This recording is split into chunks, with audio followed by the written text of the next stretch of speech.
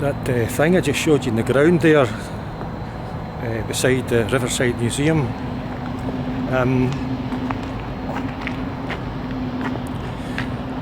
when the museum first opened, whenever it was, steam used to come out of there. And I could be wrong, but I think there was also coloured lights so that the steam could be different colours. I don't know whether it was to perhaps give a kind of mists of time kind of special effect, or whether it was something to do with steam and the great industrial steam era. But like far too many things in Glasgow, where we're full of good ideas, we're good at getting things up and running, but we're not that good at maintaining them. And so, you know, for a long time now there's been no steam coming out of it. It has been, in short, knackered. I don't know why it's not worked. I suspect the reason is we've just run out of steam.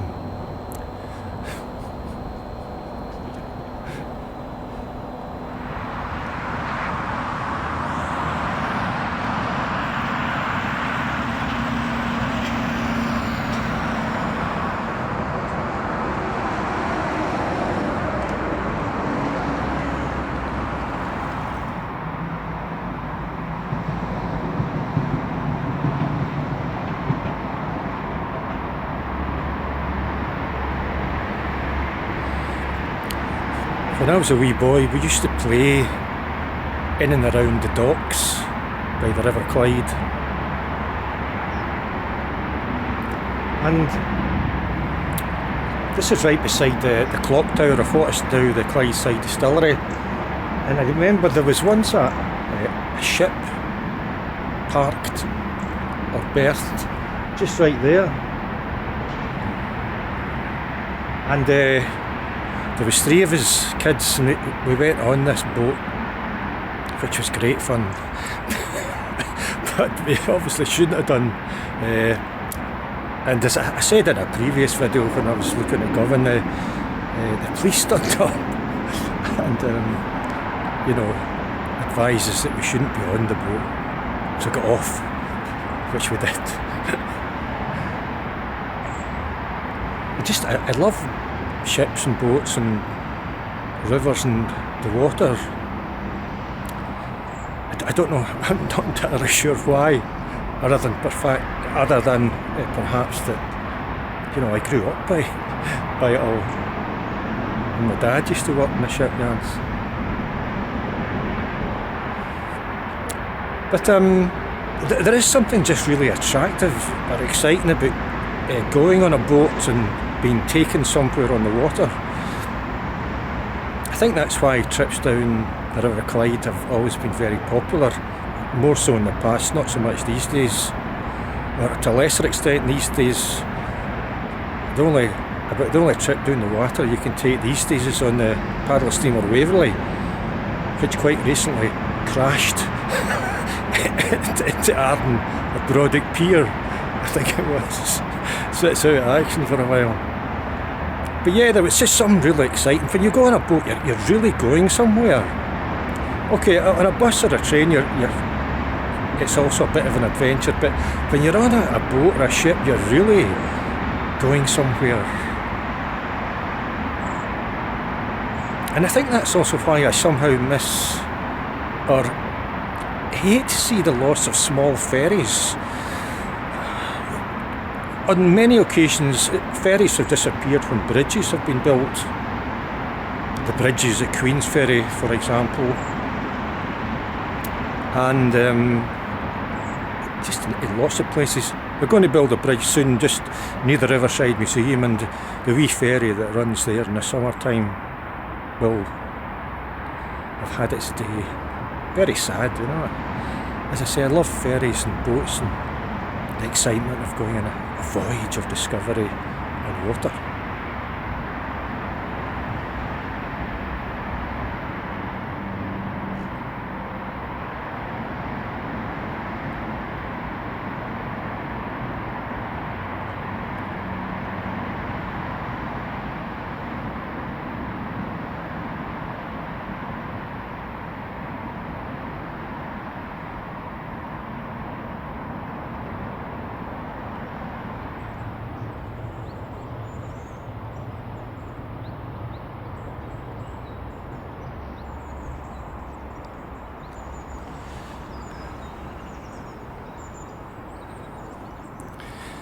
Hyena trap cars in operation.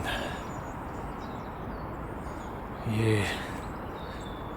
It's a little known fact that what actually happens here is that, you know, like where the police Scotland train their dogs, special, you know, dog training facilities. Well, in secret they've also been training hyenas. And once they've kind of passed through rigorous training sessions that go on sometimes for many months, what happens is in the dead of night the police will come to a car park and they place a car in the car park. Now in the boot of that car will be the hyena, and it's been trained to be very quiet. Then during the day or at any time, if somebody attempts to break into that car, you know, if there's any sudden noise, a bit of movement in the vehicle, what happens is the boot springs open, the hyena leaps out and eats the person trying to break into the car. Yeah. So you don't get many, there's not many charges involved with such theft, you know, because the people are eaten. Simple as that. Done and dusted.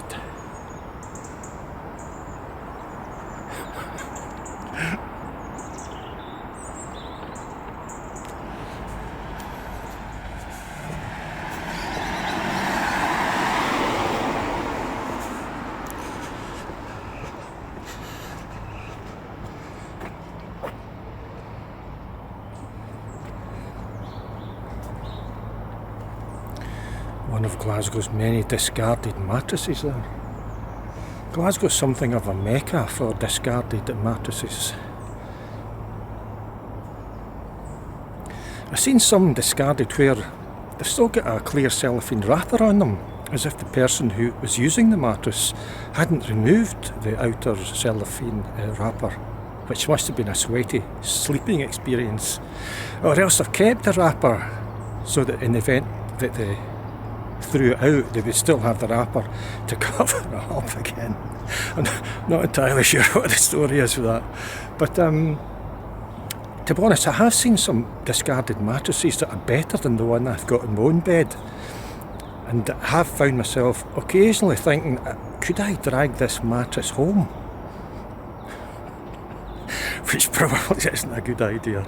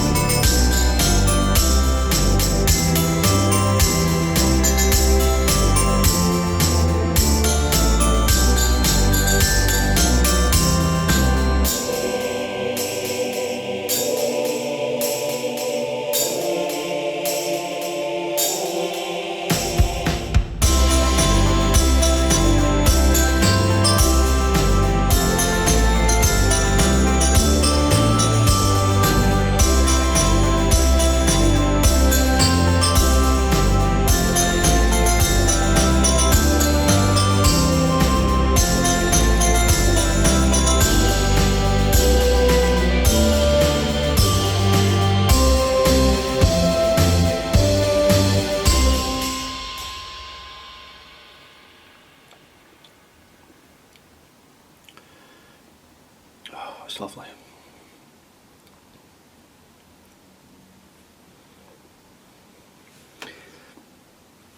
This is mead.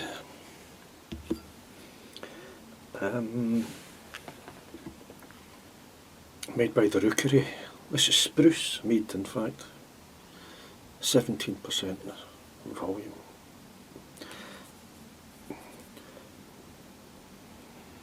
I've tried some meads and they've been sort of okay, but I tried this one at a beer festival a few years back, and it's just lovely. It's sort of, it's not thick, but it has a kind of slight viscosity to it, and just a lovely honey taste, which you don't always get in some meads. You know, whatever process they used to make this, the taste of the honey is not lost, and it's still there. It's absolutely beautiful. And at 17%, it's quite warming.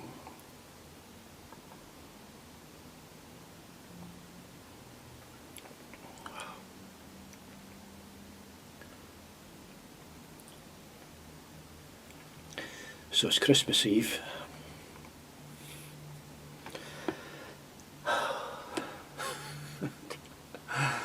What a day for everybody, I'm sure.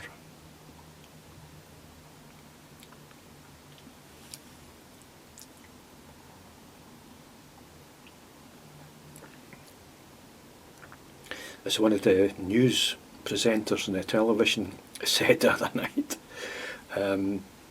every time he gives an update on the coronavirus thing, it's as if he's given the sort of theme of some horror movie, because it just gets worse and worse.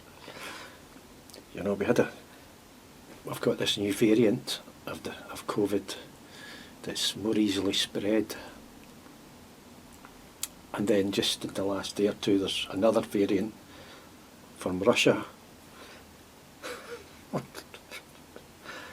You know, I suppose we'll probably get to the stage where the virus will have mutated that much and become so kind of unusual that it'll be knocking on your door and coming in and attacking you in your bed.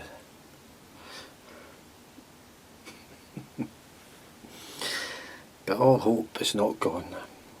It's just going to take us a long time. I mean, a while back I said that the virus will take a whole year out of our lives, you know, in which case, if that had been the case, would have been sorted by March this coming year. I don't think that's going to be the case. A lot of people on the telly, and I've never seen so many so-called experts in all my life. All these folk popping up that are experts. March and April's bandied about. But I think that's just for the vaccination of the most vulnerable, and the bulk of us aren't going to be sorted from a vaccination point of view until well into the summer. So I think it's going to be the end of summer and the beginning of autumn next year before we really see some semblance of what we used to term normal. That's a long time, you know.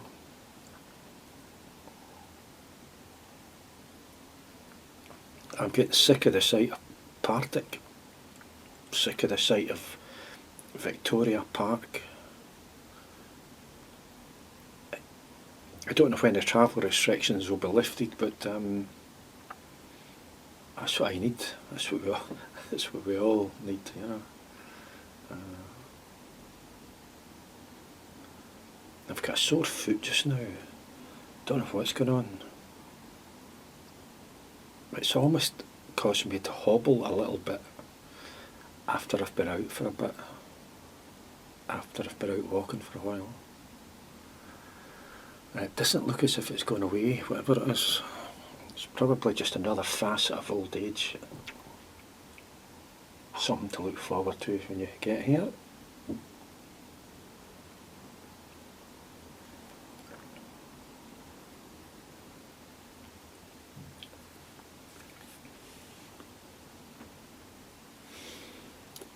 This mead's in a cork-topped bottle. I just love the sound it makes. Listen.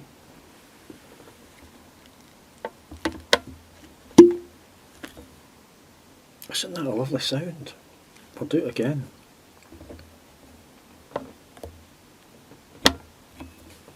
You ready?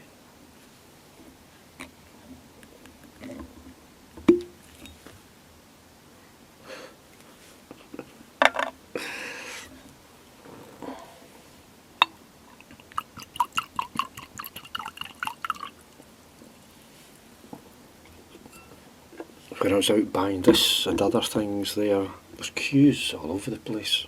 Never seen anything like that in my life. Folk queuing outside the cheese shop, queuing outside the off-licence, queuing outside all the supermarkets.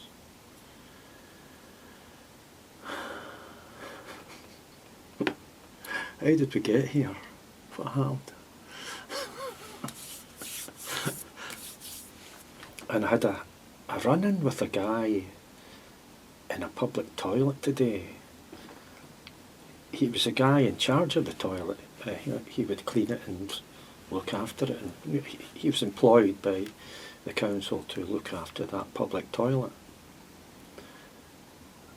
And what they're doing with some of the toilets now is, where there used to be a ladies and a gents, they've closed the gents bit. They've just got the ladies open, which is to be used for both ladies and gents.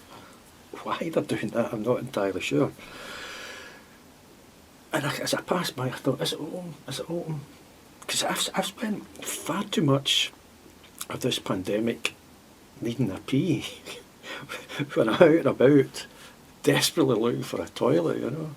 Because all the pubs are closed, the bookies are closed. And as I said on a previous video, when this first started back in March, there was a few occasions where I had to pee outside. Not in full view, I wasn't peeing in the Barton Road or anything. But I found a kind of quiet spot under railway arches. And I suppose I'm hoping at some later stage with one of these blue plaques that somebody will fix there to say that during the great pandemic of 2020, Ed peed here. I can't see it happening right enough. But yeah, so I passed this toilet just this morning. I thought, oh, the ladies was closed. Then I thought, oh, the gents. Well, it was actually the ladies. In fact, was it? It was the gents that was closed, and the ladies bit was to be used by ladies and gents. So I went in, I thought, thank God. I went in a cubicle. I came out. This guy said something like, that's a ladies' cubicle, you know. I thought, what? Couldn't get a clue what he was talking about. He was trying to tell me that some cubicles were for ladies and some cubicles were for gents. And there was a little kind of gents thing up above. It didn't seem to be. I don't know what it was referring to, you know. Not that I saw it when I went in. And it was the way he had told me, you know. There's a way of speaking to folk. Anybody who's keen on customer care courses will know this. There's a way of telling people, you know, you don't want somebody to speak to you as if you're an idiot and not noticing a sign that they put up saying that this is cubicles are for ladies, these cubicles are for gents. And, you know, I should just have kept stum, you know. But I could feel my blood starting to boil and I lost the plot totally. Well, not totally, nobody was assaulted, but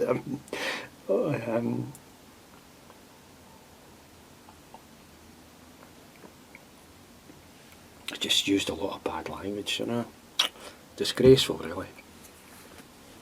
But he was just one of these irritating little so-and-sos where I could have seen him far enough, you know. Probably not his fault, it's just his way of speaking to people. But it got my back up. I lost the plot. Fireworks. And at one point I called him something and he said, right, that's it, leave. And I thought, oh, for God's sake, you know, most people get thrown out of places like pubs. Here I am, I'm getting thrown out of a public toilet. Oh my God. And I said, nah, dry my hands first. It was aggro. And there was a young person with other folk. And my language was terrible. I admit that. Should have walked away earlier. And I think it's just an indication of the stress we're all under just now with COVID. Sometimes you don't realise you're under a lot of stress. Then all of a sudden, a tiny wee thing happens, and you have a gross overreaction to the situation, which sees you flying off the handle. Where at other times she would just have said, oh, I didn't see the sign, sorry, and left it at that. Such is life.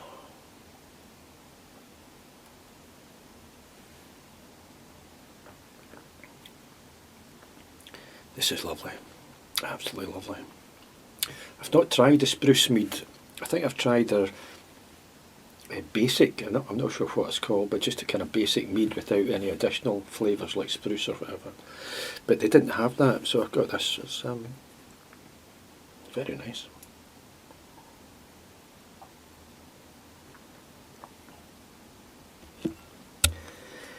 So, take care guys. Don't be arguing with folk in public toilets, and have a Merry Christmas.